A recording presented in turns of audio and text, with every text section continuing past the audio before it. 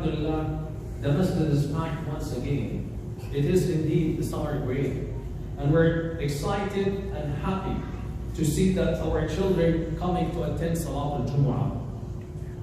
And this is something that brings so much joy, not only to the parents, but to everyone in the community, because we are building so much hopes on our children. They are the hope of their parents, yet they are also the hope of the Muslim Ummah. And we want to make sure that our children are fully attached with the masjid, so they're able to understand and comprehend their responsibility, their duty, their obligations, what they are created for, and what's their role as a dua to this part of the world, to the deen of Allah Azza wa Jalla. And there's nothing better to share in a khutbah like this, where we have both parents and children, like the advice that was illustrated to us in the book of Allah Azza wa Jalla in Surah Luqman. The chapter that highlights an important rules and a dialogue that took place between one of the hukama, one of the wise, and his own child. And in this hikmah, or in this hikam, which about 10 hikam that we would like to explore today in a short time, I want not only to address the parents, but also I want to address the children. Because as I said again, the issue of raising children, the issue of integrating personality is a shared responsibility, both with the parents and the children. You cannot force children to come to the masjid.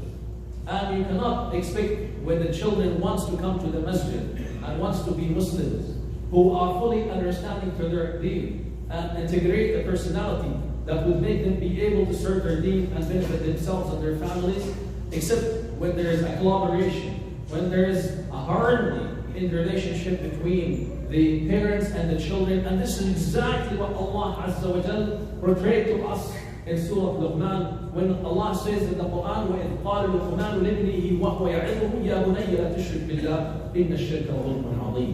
If you were to examine the communication between Luqman and his son, you will find that Allah said on behalf of Luqman, said, يَا بُنَيَّ, oh my child, oh my son, oh my daughter, you know, in a beautiful way, addressing someone you love, addressing someone you are attached to, addressing someone that you have hopes in, and addressing someone that you want to let them feel and know that they are part of you and you are part of them. Ya bunayya. Nothing more lovely than addressing your child as Ya bunayya. And then immediately, after establishing this harmony, after establishing this communication, and allow the communication channels to be open between you and your child, then the first advice, the most important advice that we can give to our children is that إِنَّ الشِّرْكَ لَظُلْمٌ عَظِيمٌ. Do not associate one with Allah Azza wa Jal.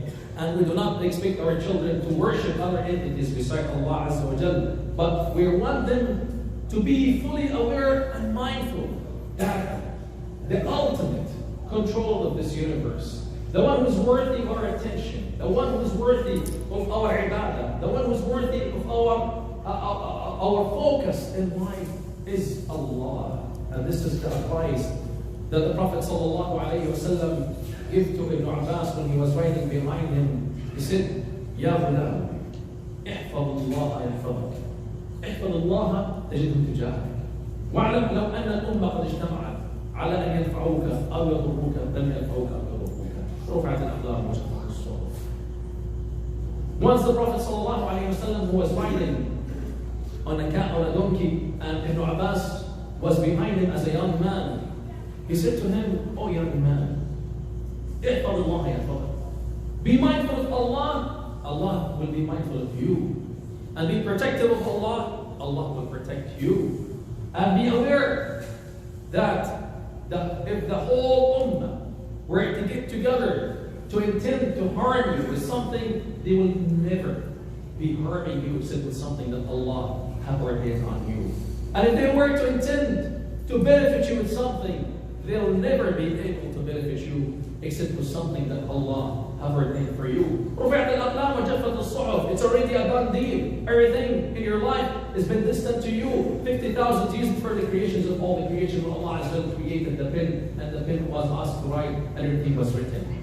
This doesn't necessarily mean that you should relax and sleep at home, but rather roll your sleeves and work hard, knowing that Allah Azza wa Jalla is going to protect you from all the threats and the dangers around you. And if you need something, then you turn to them, but Allah Azza wa Jalla the Mighty. يا بني لا تشرك بالله إن الشرك لظلم عظيم. Indeed, to associate with someone with Allah, whether intentionally or unintentionally, or directly or indirectly, is a big zulm to yourself, as the shirk is ظلم عظيم. And then after that, Allah Azza wa says, وَوَصَّيْنَا الْإِنسَانَ بِوَالِدَيْهِ حَمَلَتْهُ أُمُّهُ وَهْنًا عَلَى وَهْنٍ وَفِصَالُهُ فِي عَامَيْنِ أَنِ اشْكُرْ لِي وَلِوَالِدَيْكَ إِلَيَّ الْمَصِيرُ وَإِنْ جَاهَدَاكَ عَلَى أَنْ تُشْرِكَ بِمَا لَيْسَ لَكَ بِهِ عِلْمٌ فَلَا تُطِعْهُمَا وَصَاحِبْهُمَا فِي الدُّنْيَا مَعْرُوفًا ثُمَّ إِلَيَّ مَرْجِعُكُمْ فَأُنَبِّئُكُم بِمَا كُنتُمْ تَعْمَلُونَ. And then the next advice, which is shared between the children and the parents, is that be mindful. Be mindful about the responsibility of your parents. Be mindful of the obligation that you have towards your parents. Because your parents are everything for you. وَقَضَى رَبُّكَ أَلَّا تَعْبُدُوا إِلَّا إِيَّهُ وَبِالْوَالِدَيْنِ إِحْسَانًا. And an advice I send to my brothers and sisters of the parents, to both the mother and the father. Be just. Be fair in the way you deal with your children. Allah gave us an example of Yaqub alayhi salam with his own children. How when Yaqub alayhi salam had more love to Yusuf alayhi salam than other children, and the consequences after that is documented to us in a chapter in the Quran that is called Yusuf alayhi salam. So my parents, my brothers and sisters, be mindful, be aware that your children are soft beings that full of emotions and intellect. If you program them early in their life the right way, they will grow up in a decent way. They will not have issues. That issues will be still in their mind even when they become adult and seniors. I am dealing right now with a case of two seniors, 65 and 70 years old, who are having burglaries as a result of the injustice that took place early in their life by their parents and when they were children. And my children, those whom I have love and respect for and high hopes, no matter what your parents ask you to do, and no matter how you think that your parents are unjust for you, be 100% sure. Rest assured from an experience from someone who cares about you and love you, no one on this earth cares about you and love you like your parents. Do not tell me, my friends. Do not tell me, my buddies. Do not tell me, my teacher. Do not tell me, my sheikh. None whatsoever has more love to you than your own parents. Therefore, worship Allah Azza wa Jalla and devote your time to serve them. Kiss their feet, because the Jannah is underneath their feet. Even if your parents were to be non-Muslim and they forced you to go out of the faith, do not listen to them, but rather be kind and generous in your treatment, in the way you communicate with them, in the way you deal with them. And Allah later on will be the one who judge. If I may ask my brothers and sisters to move forward, my brothers, if there's a chance to move forward and fill the stage, then alhamdulillah, because we seem to have more people coming to attend Jum'ah understanding. يا بني إنها إن تكن مثقال حبة من خردل فتكن في صحراء أو في السماوات أو في الأرض يأتي بها الله إن الله لطيف خبير. After establishing the concept of Tawheed, after establishing the rule of being kind and generous to the parents, Allah wants us to establish al-muraqabah, observation. Allah is fully monitoring you. If you were to do something behind 7 doors, then it would be exposed, whether it is a ta'ah, the nur of the ta'ah will be seen by people around you, or whether it is the other way around, a ma'asiyah, the darkness of that ma'asiyah will be seen on your face and will be exposed to people around you.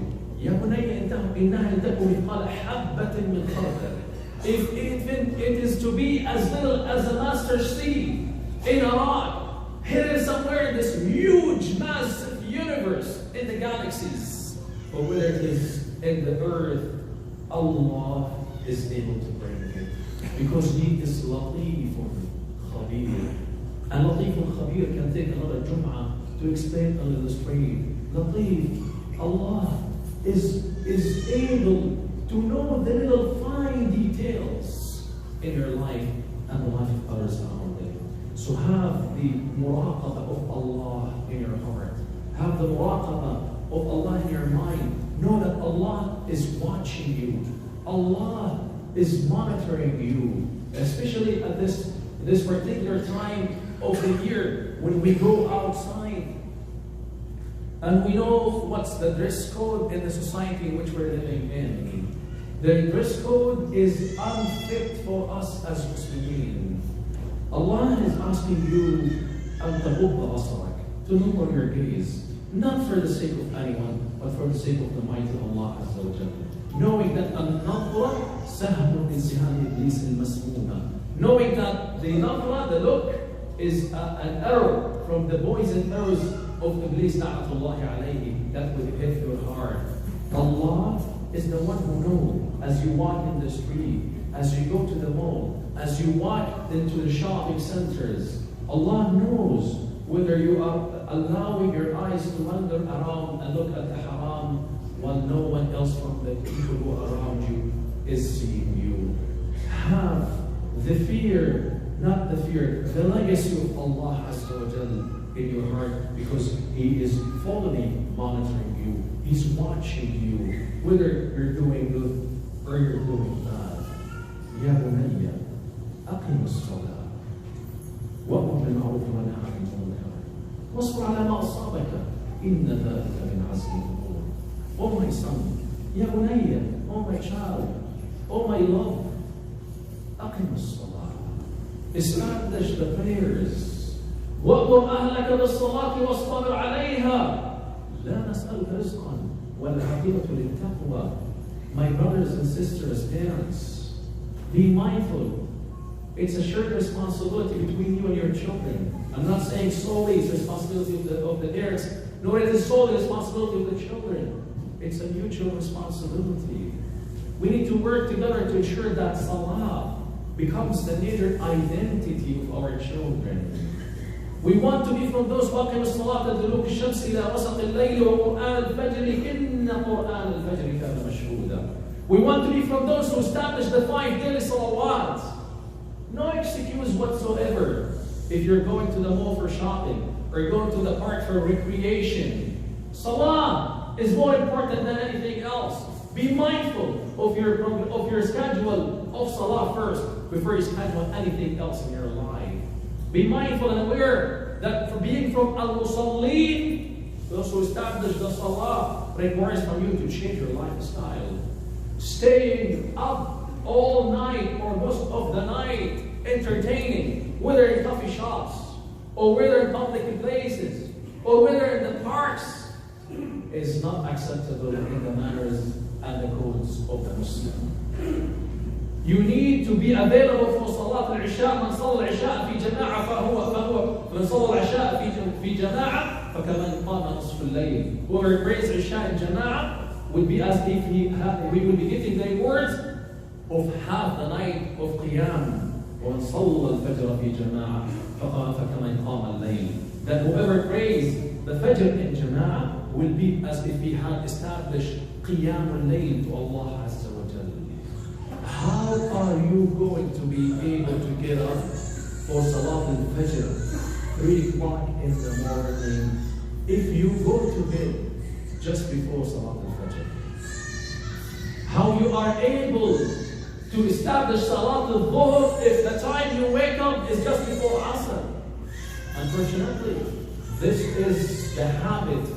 And I'm not saying the children, the young who are in vacation away from school. It's unfortunately the habit of adults, certain parents who do not have a responsibility in their life. They're staying awake all night, whether by watching TV or entertaining with others. and they sleep until the noon or afternoon, missing so much barakah, missing so much rahmah. بُورِكَ لِلْأُمَّةِ فِي بُكُورِهَا. Where are we from the barakah of the rizq from Allah Azza wa Jal? As the Prophet ﷺ, the barakah was given to my ummah early in their life. وَأْمُرْ بِالْمَعْرُوفِ وَانْهَ عَنِ الْمُنكَرِ.